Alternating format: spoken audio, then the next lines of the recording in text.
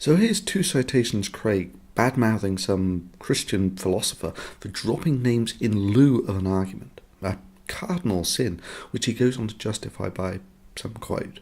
Now, Professor Ludemann is not a philosopher. He's a New Testament theologian.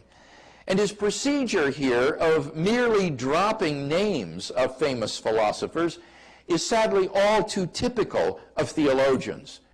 Thomas Morris, a Christian philosopher, comments in his book, Philosophy and the Christian Faith.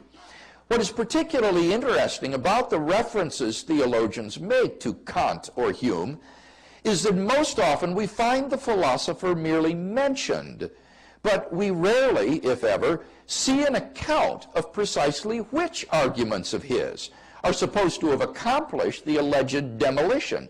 In fact, I must confess to never having seen in the writings of any contemporary theologian the exposition of a single argument from either Hume or Kant or any other historical figure for that matter, which comes anywhere near to demolishing historical Christian doctrine or theological realism. Wow, there you go. According to two citations Craig, dropping names without any argument is in the realm of a mere theologian, presumably implying that no serious philosopher would make such a sloppy and sophomoric argument. So let's see how a professional philosopher tackles the substance of this theologian's argument directly after chastising him for the clear philosophical impotence of merely dropping names with all of the arguments detached. Take it away, two citations. Or theological realism.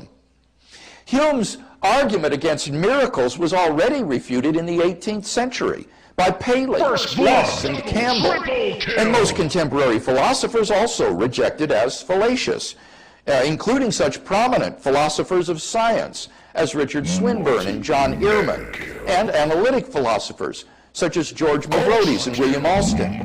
Even the atheist philosopher Antony Flew. Holy shit. And his procedure here of merely dropping names of famous philosophers is sadly all too typical of theologians. Humiliation.